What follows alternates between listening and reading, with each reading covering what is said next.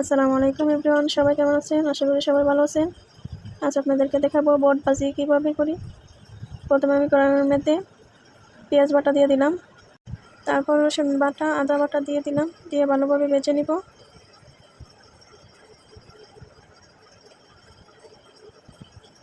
তারপর হলুদের গুঁড়ো, মরিচের গুঁড়ো, ধনিয়ার গুঁড়ো দিয়ে দিলাম, পরিমাণ মতো জিরার গুঁড়ো দিয়ে দিলাম। এখন পাঁচফোড়ন দিয়ে দিব,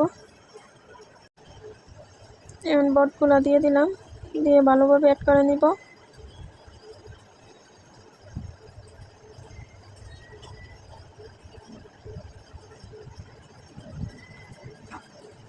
তারপর পরিমাণ মতো পানি দিয়ে দিলাম যাতে ভালোভাবে সিদ্ধ হয়ে যায়।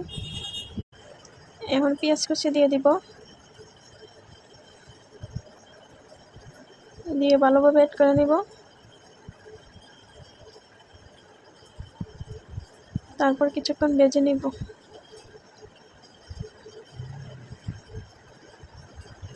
হয়ে আসছে প্রায় আমার বট ভাজি, এখন নামিয়ে নিব। ভালো লাগলে অবশ্যই পাশে থাকবেন। আসসালামু আলাইকুম।